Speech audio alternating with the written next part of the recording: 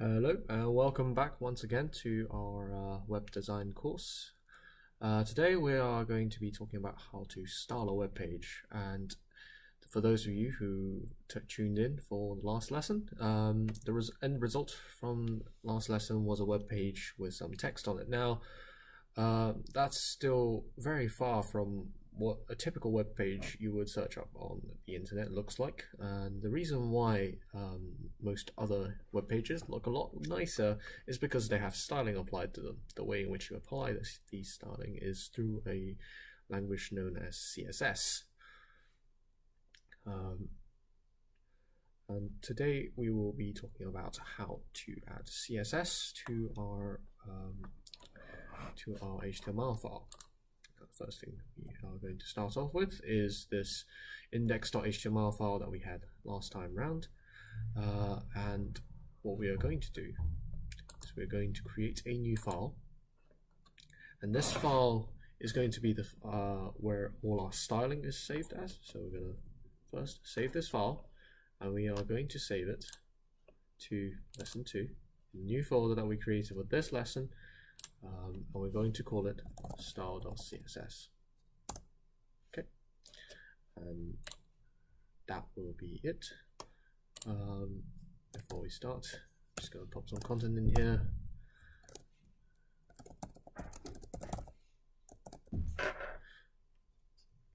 And this S. Okay, so we have some content in here now, and we are going to just open up the web page. I can find my mouse. There we go. Lesson 2, index, not in edge. So I'm going to open with Chrome. Takes a second. Okay. Now we have some content. As you can see, this is the standard text font applied to it with the default black coloring. What we're going to do is make that look nicer today by applying some styling. So what we can do is go into our style.css file, and we are going to open curly bracket. It automatically closes in Sublime Text, but in all other text editors you will have to add the second curly bracket yourself. Therefore, for those of you who are not on a official text editor, please remember and make a habit of automatically closing your curly brackets, just to prevent any issues when it comes to launching the web page. Now, if we hit P, this refers in fact to the P tag that we used here, the paragraph tag that we used to display our text, and it's good. And we can change. So inside of the P, we can say color, and I am going to change the color to red. So we're going to hit semicolon to close off that sentence, and that is one line done. We're going to hit save, and we are going to refresh the page. But hold on, as you can see here, text did not go from black to red as expected. The reason for that is because the CSS file is in fact, despite the fact it may be in the same folder, is not in fact linked to the HTML file as of this moment in time. So what we're going to do is link it up. As mentioned in the last lesson, that is where we are going to use the head tag, and now we are going to untag link relationship. This specifies the relationship of the following file to the HTML file, and this is going to be style sheet. Next thing is going to be type. So what type of file to expect, and the type is either text or CSS. And the last thing we're going to do is the href. Href refers to the location of that file along with the name. So, but in this instance, because they are both in the same folder, it's just simply going to be style.css. Now, if you want to access a style sheet that's outside of the folder, It's not a good practice, but it's viable. You just have to add the additional location tags to the front of the name. And after all of that, close the tag and save the file. Now let's see if it's going to work. And what do you know? Text has now been changed to red. But there are also other things that we can do. So in addition to that styling, we can add an image to our screen. So in the same way, effectively, same principle by which we have added the style sheet as a link into the HTML file, we can also add images. So I have an image that I pulled in earlier, my downloads folder, the example image. I'm just going to drag and drop and move it into lesson 2. Now that the image is in the same folder, I can create a new tag in HTML, open it up, image, src, so image source, and it's going to be example.png. Let's try that. And remember to always close the tag. Okay. Let's see if this had worked.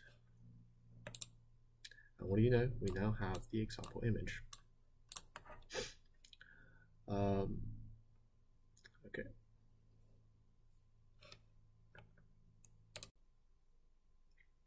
Okay.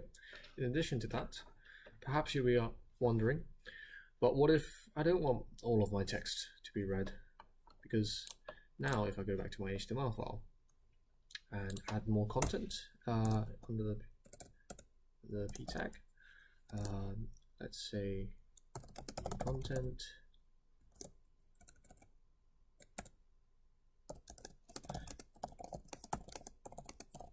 okay, we'll say this should not be red.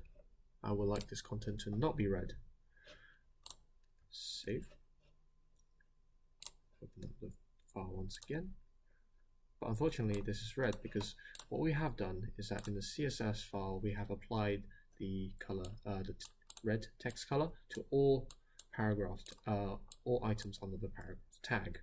Now perhaps you want some paragraphs to be blue, some to be red.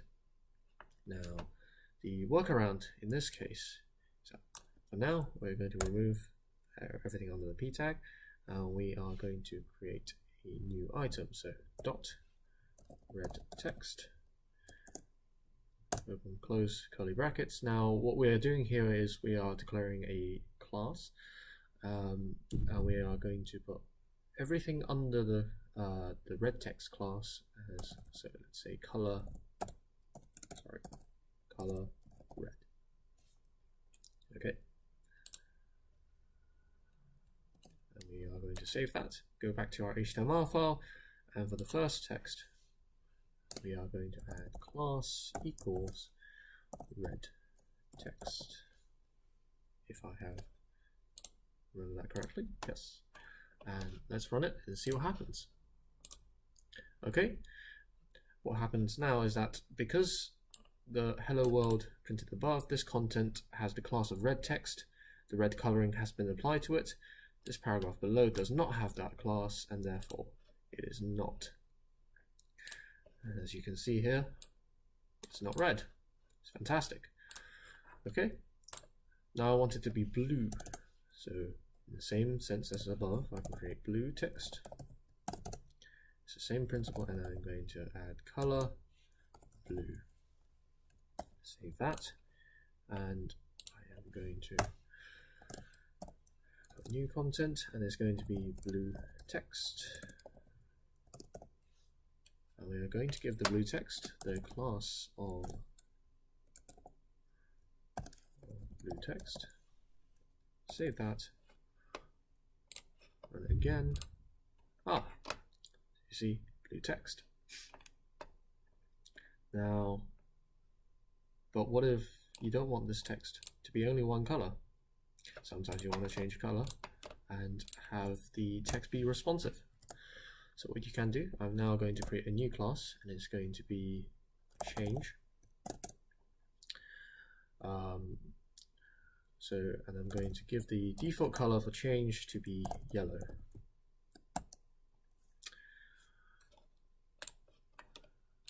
Okay, and I'm going to put it in. So it's going to be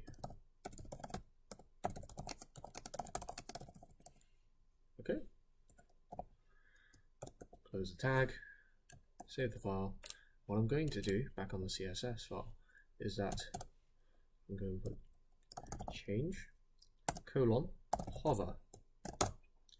Now what this does theoretically is when the mouse hovers over whatever element has this class, whatever's within the X bracket will be applied as styling to that element. So I'm now going to say on hover, the color will be changed to orange. Okay, we will run that and see how it goes. Oh, before we go, I'm going to add the class. Okay, let's see now how this is done. Perhaps yellow wasn't a very good choice as text colors go, but there is yellow text here, and watch me change color. If you hover the mouse over it, it's now changed color. It's fantastic. It looks very good. But this could be applied in any situation. So what you could also do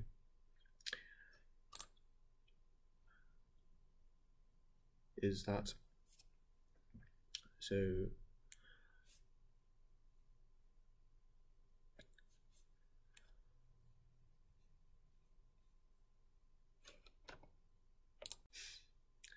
and one more thing that we can change about our current web page is the font of the text that we have put into it. So this is the default font of HTML, but you might not like that font very much. So what you can do is, now we return to P, and we are going to say font family. And from then on, you can choose any font you like. There's a series of supported fonts for HTML. You can check out that list at a later time and refer to it for the compatible fonts with CSS. What I'm going to use this time around is sans serif. And because I've applied it to the p tag, all font that are displayed with the p tag should now change to sans serif, as they have done now. One more thing before we end this lesson is you may notice that despite the fact I am not mousing over the text, it's still changing the color. And this is because the way in which this is organized in HTML means that the p tag, the paragraph tag, has created a box that's the entire width of the screen. And it may be better illustrated if we go up to the top of our CSS file here and we put asterisk. Asterisk refers to all elements in programming. Open, close, and we are going to add a border. So we're going to put border, and it's going to be blue. Sorry. So border, 1 pixel, blue, and it's going to be dashed. And what this is going to do, hopefully, is add a border to every element on the screen. And as you can see, our responsive text down here, the paragraph extends all the way across the screen. So if you don't want that, you can always change it. So because we have given this item a specific class, the change class, we can apply a change that's specific to this item. We can change its width, for example. So if we change its width to 50%, that being 50% of the screen, and try that. As you can see, its width has now been halved, and if I put my mouse over this area, it will not activate the change, but if I put my mouse within this area, that counts as hover, and therefore the color of the text changes. Thank you very much for tuning in to this lesson, and I hope you would come and join us for our next lesson on responsive web page design.